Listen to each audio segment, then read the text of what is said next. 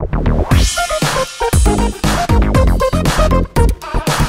from the Dukascopy TV studio in Geneva. Alongside me to present the luxury watch brand RJ Romain Jerome is Manuel Emch. He is CEO and President. Welcome to the studio.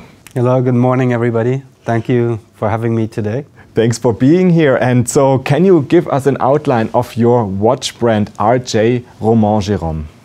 Well, RJ Romain Jerome is a quite young brand. It's been founded only back in 2004, so we just had our 10th years anniversary last December.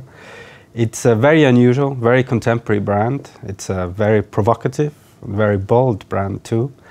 It is a brand that was built with the idea of contemporarity, but at the same time in relation with history. History is a very interesting emotion driver, very important, people can connect to. But we said, okay, we want to be a young brand, but we want to have history. So how did we do that? We said, okay, we physically go and take important moments of the human history and put it into the watch. Sounds very complicated, but actually it's quite simple. We started up in 2009 with the Titanic, a very provocative, very bold theme, where we get physical steel from the Titanic that we put into the watch.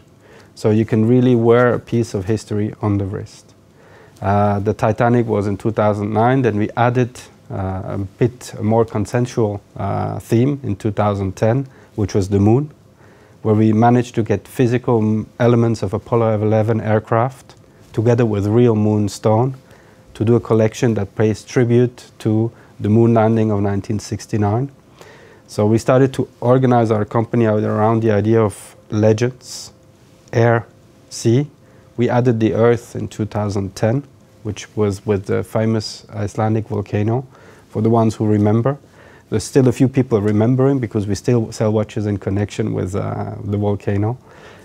So the legends on one side and on the other side icons, where we pay tribute to icons that people can emotionally connect. Mm-hmm. So let's have a look to your iconic watches. So what kind of watch is this now?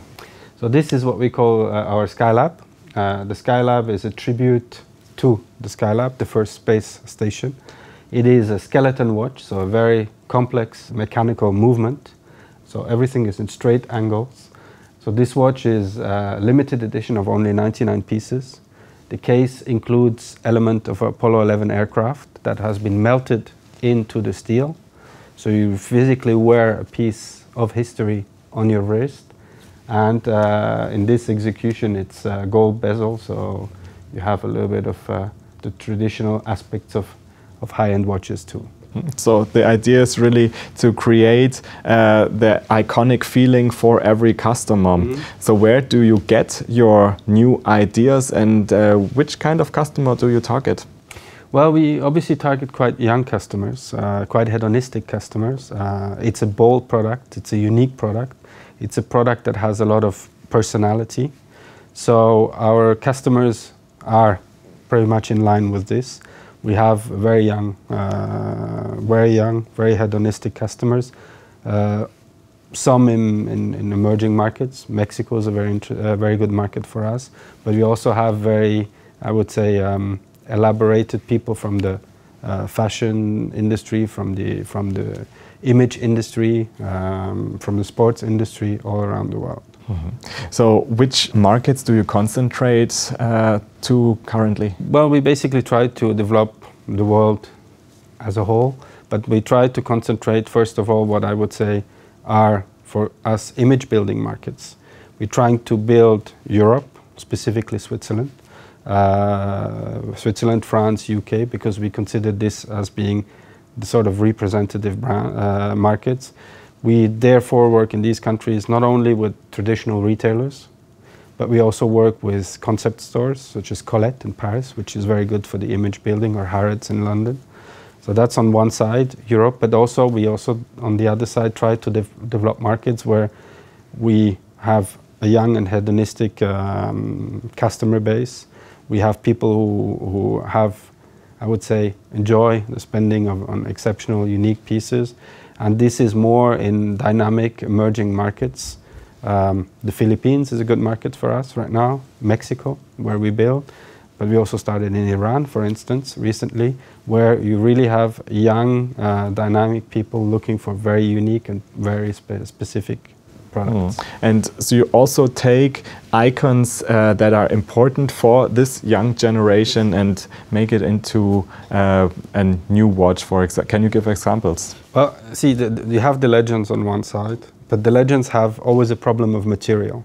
We need to get physical material. Sometimes to get the material is not so complicated, but to have it certified, to have an official certification by the Icelandic Volcanic Institute or by Harland and Wolff, which is the shipbuilder of the Titanic, is not so easy. So we added to the legends icons. And again, we wanted to create emotions and target a younger public. So what we did is building icons on elements, things, on things people can emotionally connect. We started up with video games because they're cultural references of the 80s.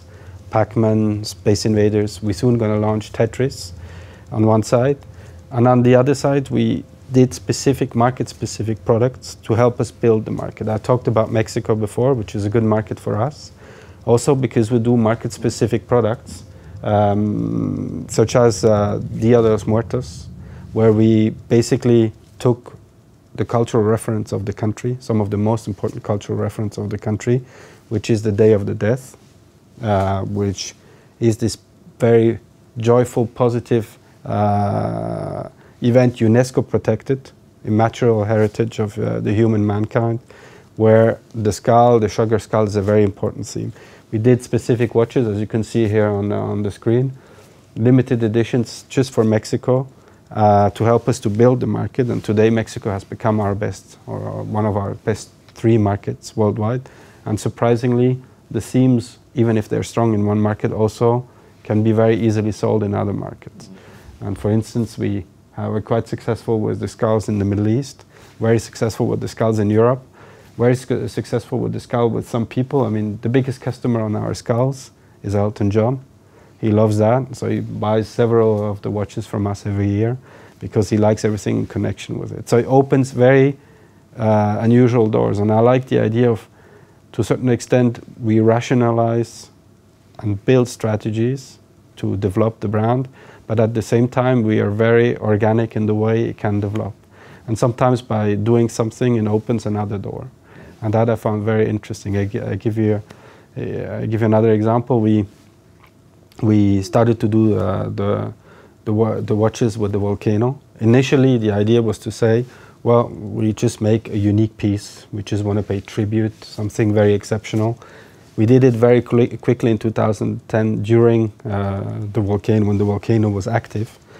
And it was so successful on a media point of view. Everybody talked about it, up to a point where we were contacted by an Icelandic retailer who today sells Romain Jerome watches in Iceland. We're the only luxury brand, besides Rolex or above Rolex, that sells high-end watches in Iceland. And we have become some sort of local fame. It's a small country. We're talking about 320,000 people living there, so potentially the market is not so big, but we can say we're a pioneer because we're the first luxury brand to be present in this country. Manuel Emch, thank you very much for being here today and presenting RJ Romain Jerome luxury watches. Thank you for having me. And thanks for watching. Do make sure to keep clicking back on the Dukascopy TV website for latest updates and exclusive interviews. Have a great day and see you next time.